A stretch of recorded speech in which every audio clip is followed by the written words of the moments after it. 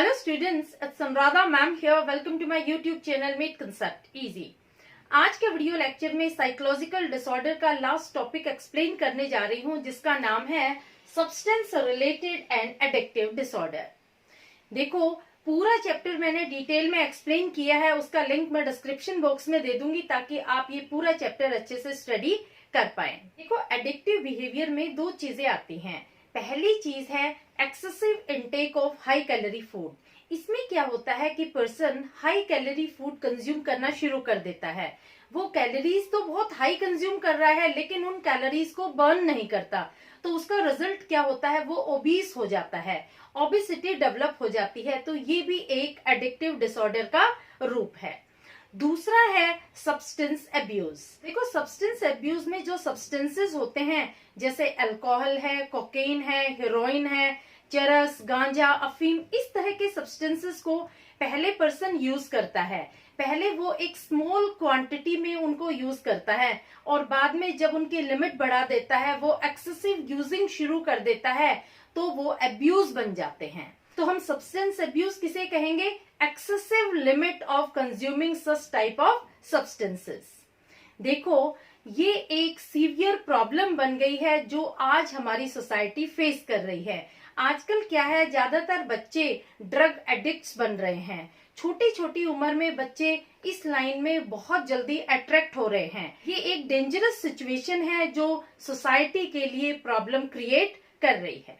इस video lecture में substance abuse के बारे में मैं आपको डिटेल में बताऊंगी। तो आप किस तरह से लिखेंगे सब्सटेंस अब्यूज के बारे में? सबसे पहले आप लिखेंगे एडिक्टिव बिहेवियर। एडिक्टिव बिहेवियर में दो चीजें आप बताएंगे। दो चीजें क्या होगी? पहला हो गया excessive intake of high calorie food, उसका रिजल्ट क्या होता है? Extreme obesity.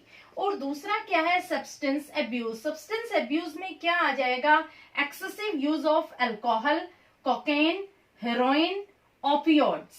देखो, पर्सन जब इन चीजों को, इन सब्सटेंसेस को एक्सेसिवली यूज करना शुरू कर देता है, जब पर्सन इन्हें रेगुलरली और कंसिस्टेंटली एक लार्ज अमाउंट में इनटेक शुरू कर देता है, तो क्या होता है?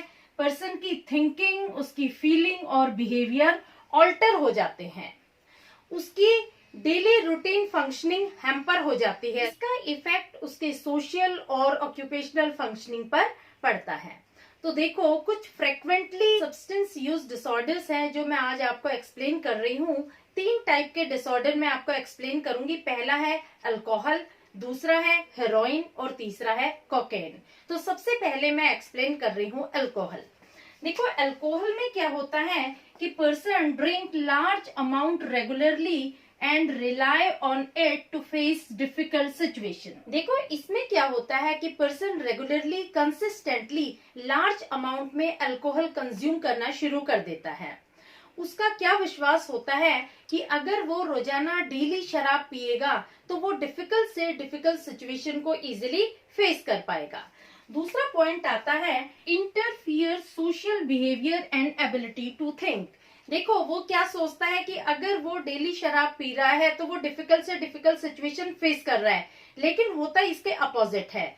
क्या रिजल्ट होता है कि उसका जो सोशल बिहेवियर होता है वो डिटेरियोरेट हो जाता है, उसकी ability of thinking and ability of feeling खत्म हो जाती है, क्योंकि हर टाइम वो इंटॉक्सिकेटेड रहता है। Next point is body built up tolerance for alcohol. देखो, बिल्डिंग अप टॉलरेंस का मतलब क्या होता है कि हर बार उसकी इनटेक क्वांटिटी बढ़ जाती है। सेम क्वांटिटी उसे असर नहीं करती। जब भी वो अल्कोहल कंज्यूम करेगा तो हर बार वो लार्जर क्वांटिटी में कंज्यूम करेगा। जैसे आपको एक एग्जांपल देती हूँ, जब उसने शराब पीना शुरू किया था तो 1 पैग लेता था, लेकिन कुछ महीनों बाद क्या हुआ कि वो पूरी की पूरी बोतल कंज्यूम करने लग गया, क्योंकि उसकी बॉडी में टॉलरेंस बिल्टअप हो जाता है, यानी सेम क्वांटिटी से उसकी बॉडी में असर नहीं होता। Clear? Next point is experience withdrawal responses when they stop drinking. देखो, विड्रॉल रिस्पॉन्सेज में क्या आएगा कि अगर वो शराब स्टॉप कर देता है कंज्यूम करना, तो उसे तड़प उठती है कि अब मुझे चाहिए ही चाहिए। किसी भी कीमत पर वो शराब पीने को तैयार हो जाता है, क्योंकि ये उसकी बॉडी की एक रिक्वायरमेंट बन जाती है। जैसे हमारी बॉडी की फूड रिक्वायरमेंट है, ऐसे ही उस पर्सन की बॉडी की शराब रिक्वायरमेंट बन जाती है, तो वो हर कीमत पर हर परिस्थिति में उसे कंज्यूम करेगा। इसे बोलते हैं विड्रॉवल रिस्पॉन्सेस। क्लियर? अब देखो, जब वो रेगुलरली और कंसिस्टेंटली अल्कोहल कंज्यूम करना शुरू करता है तो उसके डेफिनेटली नेगेटिव इफेक्ट्स होंगे। तो क्या इसका परिणाम होता है, क्या इसका रिजल्ट होता है, उसके भी मैंने कुछ पॉइंट्स यहाँ लिखे हुए हैं, एक्सप्लेन कर रही हूँ।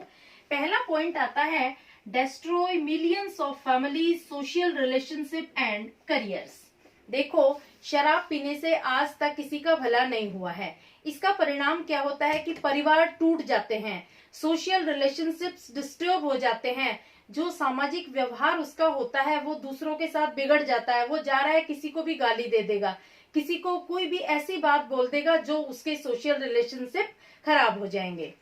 फिर इससे उसका करियर खत्म हो जाता है, वो काम पर जाना बंद कर देगा, जो काम वो पहले कर रहा था अब उस काम को वो करना बंद कर देता है, तो उसका करियर भी डिस्ट्रॉय हो जाता है। Clear?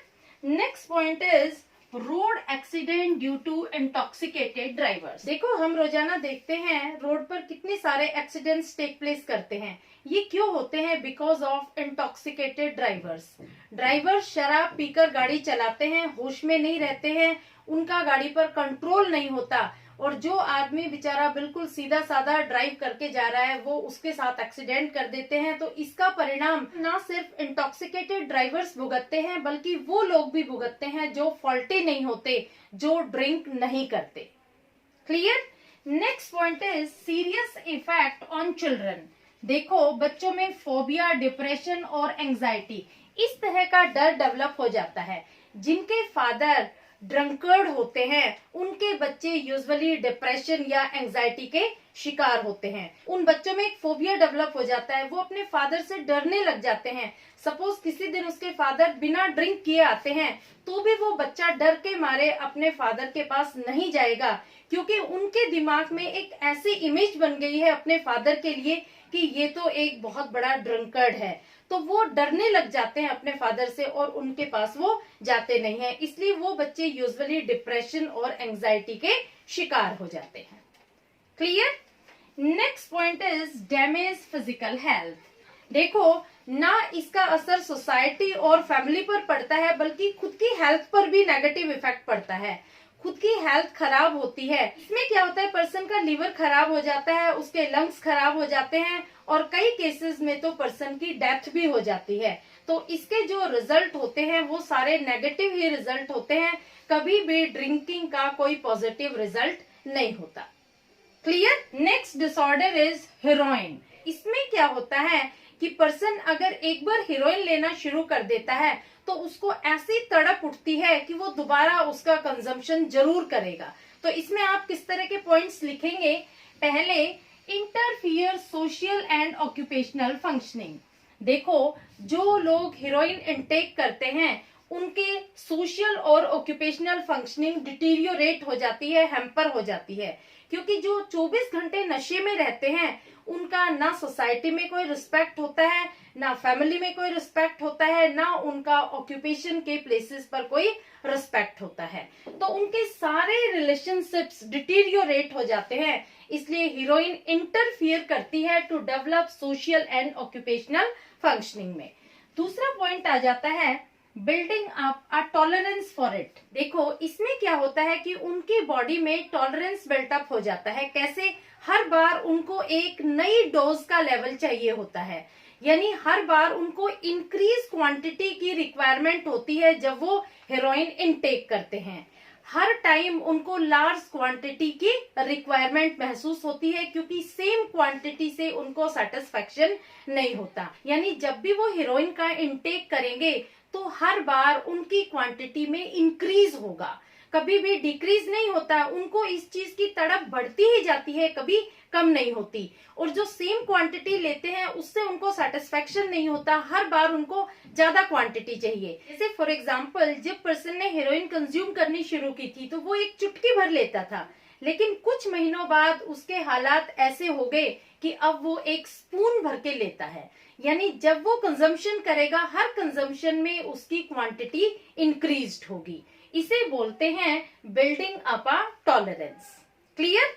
Next point is experiencing a withdrawal reaction. देखो, विड्रॉल रिएक्शन क्या होता है कि अगर वो हेरोइन का कंजम्पशन स्टॉप करना चाहता है, यानी इसकी आदत वो छोड़ना चाहता है, तो अब वो छोड़ नहीं सकता, क्योंकि उसकी बॉडी की ये रिक्वायरमेंट बन गई है, उसे तड़प उठती है उसे कंज्यूम करने की, और हर हालत में हर कीमत पर वो उसे कंज्यूम करता है। क्योंकि अगर वो कंज्यूम नहीं करेगा तो उसे फटीग महसूस होगी, वो डिप्रेशन में चला जाएगा, उसे नींद नहीं आएगी, बड़ा इरिटेटेड रहेगा। तो इस तरह की प्रॉब्लम्स अराइज होती हैं, इसलिए वो विड्रोअल रिएक्शन एक्सपीरियंस करता है, यानी चाहकर भी अगर छोड़ना चाहे तो उसके लिए इसे छोड़ना भी मुश्किल हो जाता है। Next point is overdose slows down respiratory centre in the brain, that is paralysing breathing और डेथ। देखो, इसका मतलब क्या हुआ कि वो इतनी ओवरडोज ले लेते हैं कि उनको ब्रीदिंग में प्रॉब्लम हो जाती है, उन्हें अच्छे से सांस नहीं आती, और कई केसेस में तो क्या होता है कि पर्सन की डेथ भी हो जाती है। तो ये एक बहुत ही सीरियस डिसऑर्डर है, हीरोइन का कभी भी इंटेक नहीं करना चाहिए। Next substance abuse is cocaine. देखो, कोकेन में क्या होता है, पर्सन में be intoxicated throughout the day and functions poorly. Cocaine में क्या होता है कि अगर पर्सन एक बार कोकेन इनटेक कर लेता है, पूरे दिन वो इंटॉक्सिकेटेड रहेगा, यानी एक बार अगर उसने कोकेन ले ली, पूरे दिन वो नशे में रहेगा। इससे क्या होता है, उसकी फंक्शनिंग पुअर हो जाएगी, किसी भी काम को वो प्रॉपरली नहीं कर पाएगा, उसकी डेली एक्टिविटीज हैम्पर हो जाएगी। क्लियर? इसका रिजल्ट क्या होगा, problem in short term memory and attention. देखो, वो शॉर्ट टर्म मेमोरी उसकी खत्म हो जाएगी, छोटी छोटी बातें जो रोजाना होती है उसको याद ही नहीं होगा, उसे जैसे पूछते हैं कल आपने क्या खाया था, उसको पता ही नहीं, क्योंकि उसकी शॉर्ट टर्म मेमोरी खत्म हो चुकी है। दूसरा, वो अटेंटिव भी नहीं होगा, अगर आप बोल रहे हैं आपकी तरफ वो ध्यान ही नहीं देगा, क्योंकि उसकी अटेंशन भी यहाँ पर डिलीट हो चुकी है, खत्म हो चुकी है। देखो, एक बार पर्सन अगर कोकेन कंज्यूम कर लेता है और बाद में उसे छोड़ना चाहता है तो इजिली इससे छुटकारा भी नहीं मिलता। क्यों नहीं मिलता? क्योंकि अगर वो छोड़ना चाहेगा तो उसे विड्रोअल रिस्पॉन्सेज एक्सपीरियंस होंगे, उसको एंजाइटी फील होगी, डिप्रेशन में चला जाएगा, उसको स्लीप की प्रॉब्लम अराइज होगी, उसको फटीग एक्सपीरियंस होगा। तो इस तरह की प्रॉब्लम्स उसके जीवन में आ जाती है। तो एक बार कोकेन कंज्यूम करने के बाद इजिली इसको स्टॉप नहीं कर सकते।